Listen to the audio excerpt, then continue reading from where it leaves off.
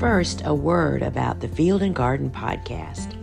The Field and Garden Podcast is a part of the Gardener's Workshop. The Gardener's Workshop has been telling the stories and how-tos of growing, selling, and helping others to pursue their flower-growing dreams for over 25 years. What began as one gardening enthusiast sharing her passion has grown into so much more. Over at thegardenersworkshop.com, find in print with our blogs and books and through our podcasts and videos and courses, and we have a shop full of the same tools, seeds, and supplies that you hear mentioned on our podcast. You can connect with all of these resources over at thegardenersworkshop.com. I hope you'll take some time to explore all we have for you. Welcome to the Field and Garden Podcast.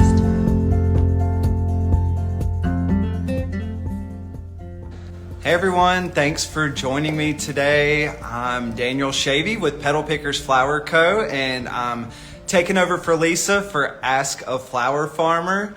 So I'll tell you a little bit about my farm and what we have going on, and then I'm going to talk about our season and how it's been going so far, and then I'm going to answer all your questions that you have for me. So a little bit about me. So again, I'm Daniel Schavey with Petal Pickers Flower Co. I'm growing in Greenville, South Carolina. That is growing zone 8A, and we're located directly in between Atlanta, Georgia and Charlotte, North Carolina, to give you some reference. Our season, we are growing flowers from February all the way through about mid-November is what we can do. And then we're always planting throughout winter.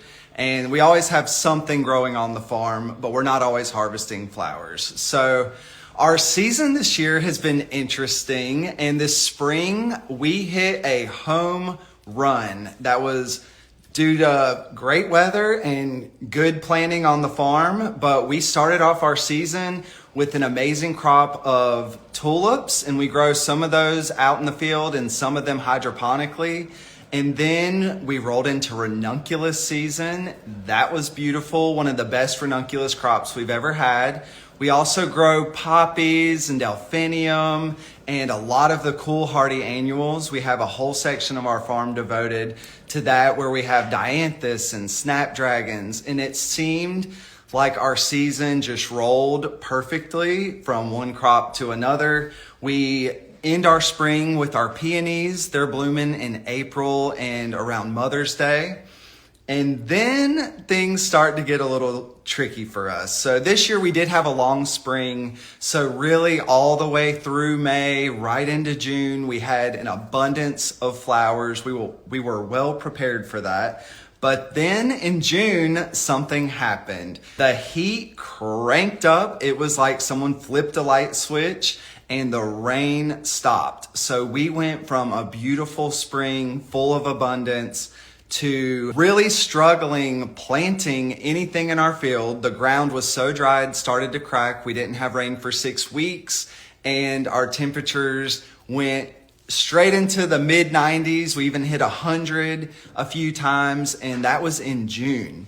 June's an important time on the farm. That's when you really are expecting some of your first summer annuals to start blooming, and we just had a gap this year because it seemed like all of our spring flowers bloomed a little earlier, and then we just ran into this long period of drought and high temperatures. So how that affected our farm directly and in the biggest way is this year we had kind of planned to pull back and scale back on the summer annuals. We just realized that with our focus being retail sales tend to slow down a little bit in the summer. So we don't sell at a farmer's market. We ship our flowers nationwide to customers, but just so many people go on vacations, and also we sell at event florist and wedding florist, and we kind of see a lull with the wedding industry in the South during July and August especially.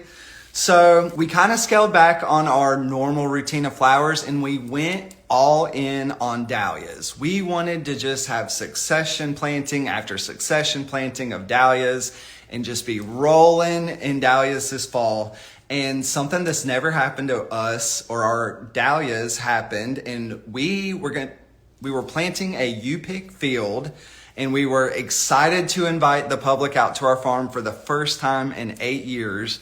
And we planted the entire field in one day. That field was probably about 5,000 dahlia tubers. And then we had some other sections on the farm we planted the following days as well. But you don't know what you don't know sometimes. I naively assumed that even though we hadn't had any rain for a few weeks and there was no rain in the forecast, I just assumed if you planted the dahlia tubers in the field that eventually it would rain and that's when they would start to grow. Because, we have stuff planned out on a timeline on our farm, and I'd already delayed the planting a couple weeks just hoping that rain would come. But eventually it got to a point where I said, we have to plant now. It is just time. I have a vacation coming up. This is our window of opportunity to get it done. So we planted our dahlia tubers in hot, dry soil. I remember that day it was about 90 degrees. The sun was just beating down on us while we were planting the tubers, and the soil was hot. Like, I always wear pants when I'm planting, I wear pants every day to protect me from the sun, but even with that, I could feel my knees kind of not burning, but they were really warm on the soil because that's how hot it was that day. And so we planted our dahlia tubers, we covered them up. The next day we were over 100 degrees, the actual temp. And I just thought eventually it's going to rain and these tubers are going to grow. I waited 2 weeks, I waited 3 weeks. And then week number 4, I really started to question, why is nothing sprouting up out of the ground? And we had installed drip tape irrigation. They were getting some water, but the conclusion of the story is we killed 5,000 dahlia tubers. We planted them all in that one day and none of them grew. So that was really a big hit for us and a loss for our farm. On the other side of that, we had also grown the most rooted cuttings of dahlias ever. I don't even know why. Usually in the past, I stopped taking cuttings of dahlias in early May. I just feel like the temperature is a little too warm. They don't root as well. Well, this year we kept taking cuttings of dahlias and they kept doing well. They were rooting within 7 to 10 days, just like normal. So we just kept taking rooted cuttings, and we had taken so many that we had 3,000 leftover rooted cuttings. And eventually I just decided, wow, we killed all these dahlia tubers in this U-pick field, but we still have these cuttings that we can plant in the ground and try again. There was still enough time in the season that I know we'll get blooms out of them. I don't know how well they'll do. If the production level will be just as high. That's something still to be seen. But anyways, it's just a lesson that's part of farming, and we cannot control the weather. A reminder to everyone, but we can have backup plans and we can continue to work hard to get those in the ground. So one thing about cuttings, planting the dahlia rooted cuttings in the field in the middle of July, is that it's kind of hard. They struggle a little bit because they really need to be pampered. They don't love the heat. And like I said, we were in the mid 90s every day, full sun. So we had to take a couple extra steps when planting the dahlia cuttings to help ensure that they made it. We laid down straw in the field on top of all the cuttings to help retain moisture in the soil, and on the smaller cuttings to help protect them from the sun a little bit. We also sprayed a product. It's organic. It's called Surround WP, and it's a clay-based product. You mix it in a tank sprayer and you can spray it all over your plants. We also use it on our transplants, our sunflowers and cosmos and amaranth in the middle of summer whenever we're planting something new out into the field. I don't always do it, but I try to spray it with the Surround WP because it acts like a sunscreen for the plants, but it still allows light to get through and so that the plants still grow normal and healthy. So that's something you may want to look into. And anyways, I hope that the dahlias end up being great for us this fall, but there's just a couple things that in the middle of summer you really want to think about and take extra steps to help ensure that your crops can do their best and that you're giving them kind of a head start in the extreme conditions. Another thing that we've learned time after time is never ever plant a transplant in dry soil.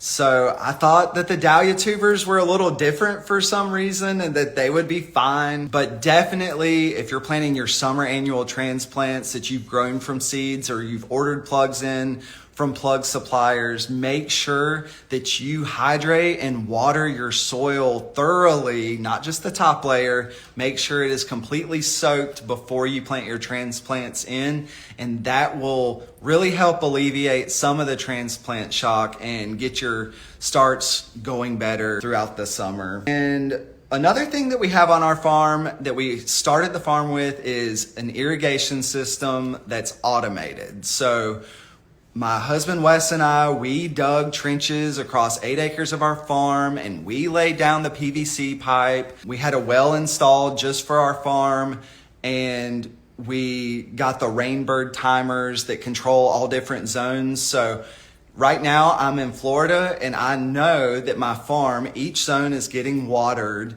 throughout the day right now because there's really not a lot of rain in our forecast, and we have this hurricane off the coast or tropical storm.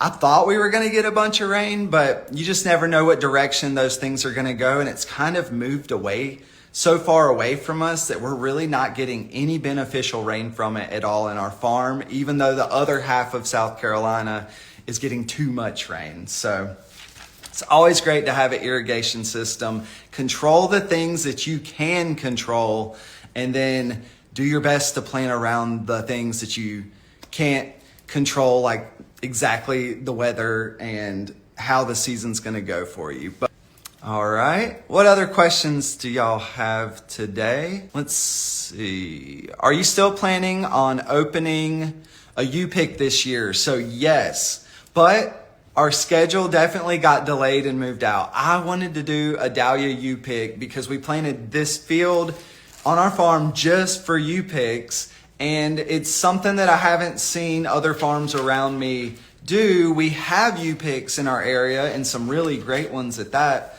but I kind of have just a large inventory from really focusing on dahlias for the past so many years that we had enough dahlia tubers to allow us to just plant a U-pick field for the public to enjoy dahlias in the fall.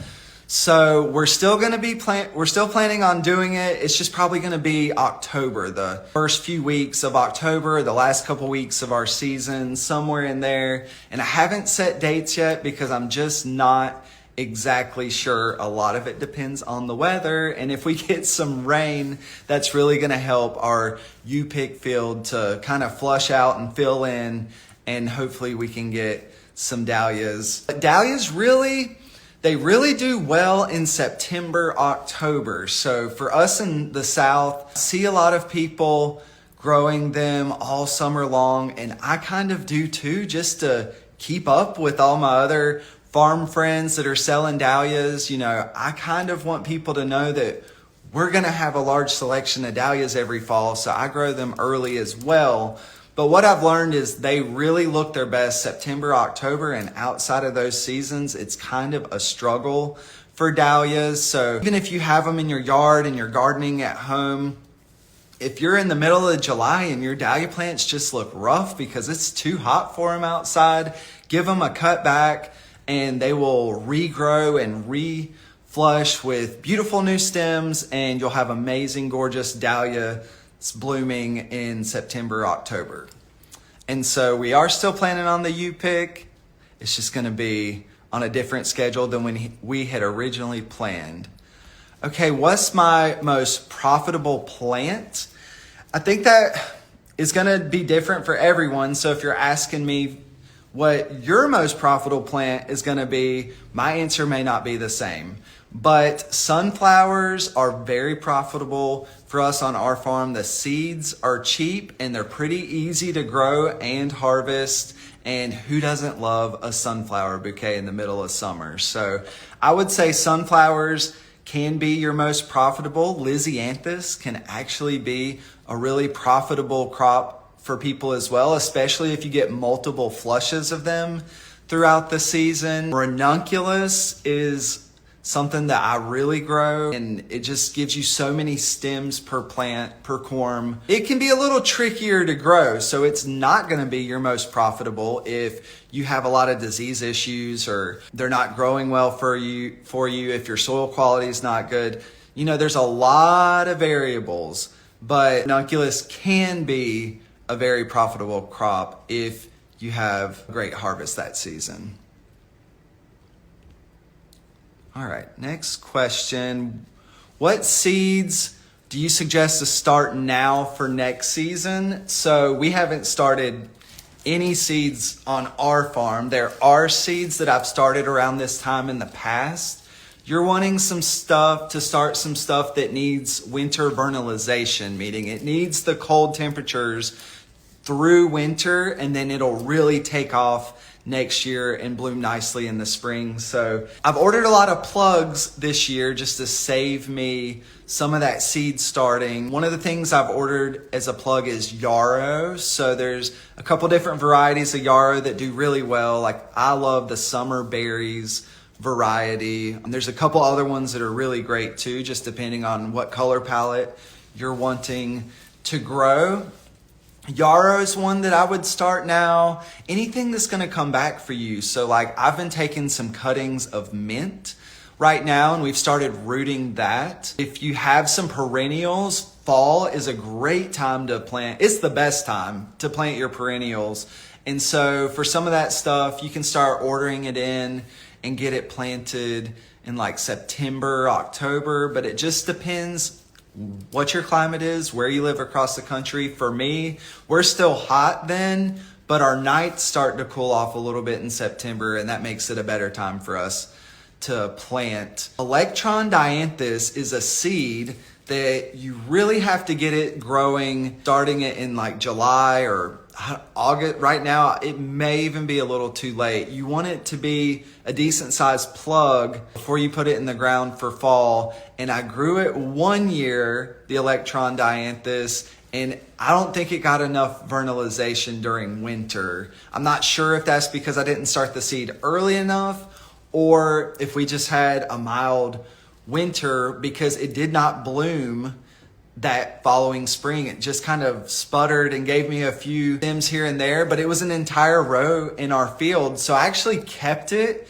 and then it bloomed like crazy the following spring. But that was a lot of work that we had to put into it with weeding it and just not getting any profit off of it for an entire year. So that's one I kind of watch out for now. I really love the Amazon dianthus because it has always given me a great crop when I've planted that. And you can continue planting it in spring and into summer, and it can take the heat, it can take the cold temperatures. It's an amazing flower for us to grow. And that was I go down a lot of rabbit holes answering these questions. I'm going to try to speed it up. Wondering about foxglove and lunaria, too late to grow for overwintering. Any tips? I don't think it's too late for foxglove. And for foxglove, you can get the Dalmatian series, and I think it's the Foxy series. Those don't need the whole vernalization during winter. So you can plant those and just keep them protected. They're not able to take as cold as the true biennial foxglove, but that's an option for you. You might want to look into doing the math and calculating, is it too late to start true biennial foxglove from seed? But if it is, then you have the other options to grow the Dalmatian series, and those do great as well. I think I'm trialing just starting the foxglove by planting it mid-winter, kind of after we get our worst, coldest temps of winter. Because for me, I haven't had great luck with the Dalmatian series and stuff. It just seems like it needs a lot of protection if we have a drastic drop in cold temperatures during the winter. Lunaria, I think you can sprinkle those seeds out and they'll grow. It may take a season or two for it to bloom, but Lunaria is one that's a biennial. All right. I started campanulas and something ate the starter leaves off the top of all the sprouts. Do you know if they'll continue to grow and produce the first true leaves? I'm not sure exactly. I bet they will just grow new leaves. It's almost like you pinched them. And I think that'll be completely fine. They have a long time to get through until next spring. And we try to plant our campanula in November. So you have a large window. Again, we're in growing zone 8B, but it seems like you have a lot of time for your plants to regrow. And I think they'll be okay. And then if you don't see anything growing within about 2 weeks, I would give it, then you may want to start some more. All right. Does the cool flowers concept apply to heat-loving group 3 and 4 snapdragons, the Potomac, should you fall plant? So we planted in our climate the Potomac series last year, and the Maryland, I think, is another warm, I think it's a group 3, group 4 series. But really, I try to plant all of them in fall, and then they're gonna bloom like a week or even sometimes less than a week apart from each other. And so I like to have the Chantilly because I think they're a 1 or 2, and then I do the Madam Butterflies or a group 3, and then the Potomacs or 3 or 4. So I really try to spread those out, and all of those that I just said make it through our winters just fine. There is some of the group 2 snapdragons I've had issues with in the past, and it's not coming to the Costa series. And I think they've actually changed the name from the Costa snapdragons to, I think they have a new name, but I've learned that those are best just to start in the spring because they seem to die out during winter in our area. And I'm not sure if that's just our soil stays a little too damp throughout winter for them, or if it's the cold that they don't like. But the Potomac is a great series. And so if you want to succession plant those, then plant them in the fall, plant them again in February around Valentine's Day. And then you could even, if they're group 4, you can even plant them a third time, probably in April, to get them blooming in June and July. So try that out. Here's a question. Struggling with germination temperatures for overwintering flowers with the greenhouse being too hot in August. We have shades to keep it cool, but can't afford industrial cooling. Absolutely, you cannot afford industrial cooling. So what I did is I have a grow room with grow lights, and I tried putting an air conditioner in there, like one that you buy at the hardware store, that it kind of sits in the corner, has an exhaust that takes the heat out, and that would cool my room just enough that I could get stuff to germinate. But what it also did that was a negative is it pulled the humidity out of the room. And so I would have to mist my plants throughout the day to keep them from germinating. And ultimately what I decided is there's not many of the cool season flowers that we grow from seed anymore in fall. So we order a lot of our fall planted stuff through plug growers. And then we will, once the weather cools off, then we start our own seed production on our farm in our grow rooms, in our greenhouse. And that seems just to work best. But yeah, it depends on where you live. Everyone's going to be a little different. In South Carolina, I can plant transplants in the ground, in the field, all winter, unless we have like a winter storm on top of us at the moment. But really outside of that scenario, we can always plant in the field. And if it's cold in the middle of January or February, we'll add frost cloth on top of that to help protect those plants after we transplant them in the field. So plugs may be the way to go for you to get some of that started in fall. All right.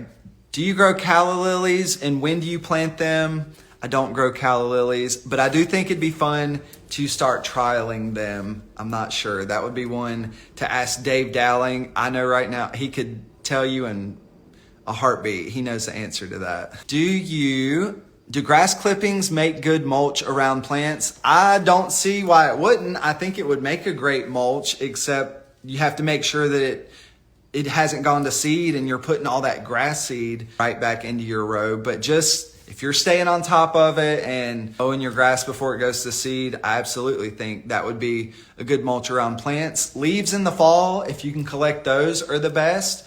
We put some straw on top of our dahlia cuttings. We don't add a ton of mulch to our rows throughout the summer. I try to make my raised beds with the Bio 360. It's like a corn-based film mulch that goes on top of the rows, and that has really helped me a lot. It helps retain moisture, helps the weed pressure stay down. So there's a few options for mulch. I've even used pine needles in the past, although that can get a little expensive. So definitely use the cheaper stuff that you can, but don't use hay, because hay is filled with seeds and all those will germinate and you'll have a weedy nightmare on your hands. All right, how do you start dahlia cuttings? So basically we take a dahlia tuber and we warm it up by putting it in one of our grow rooms or our greenhouse in around 70 degrees. And so that'll wake the dahlia tuber up and it'll start to grow sprouts. And then we literally just take our fingers, and when the sprout's about an inch long, after it has like its first set of true leaves, then we'll just pinch that off of the dahlia tuber and stick it in soil, and it should start to root. We do keep them on like a heat mat, although that's not necessary if you're keeping your greenhouse warm enough to promote the rooting growth. About 70 degrees is good throughout winter or early spring, but it's that simple. You'll see a lot of people online using special clippers and knives and different ways to like specifically get the cutting, but get a slice of the tuber on it. That'll help make it root faster. And what we have found is not to do any of that, because any tools that you're using can transmit virus very easily. And sometimes it's just better to pinch the sprout off of the dahlia tuber and stick it into dirt and grow. But definitely there's more information to help you out along with that. That is the very generalized version of taking a dahlia cutting, but I hope that helps. Another question, do you have social media like a TikTok? Yeah, I'm on Instagram. I have a TikTok. I've posted videos there. I'm definitely not active on there. I'm mainly active here on Instagram at Pedal Pickers, so make sure you go follow me and go look through our reels and stuff. We try to have a lot of fun here on Instagram, but also share information to help home gardeners or other flower farmers, and hopefully that works. I have another question here. What's your favorite flower? So my favorite flower is Dahlias and ranunculus. Maybe tuberose too, because I love the way it smells. So thanks for joining today, and I hope everyone has a great day. Thanks.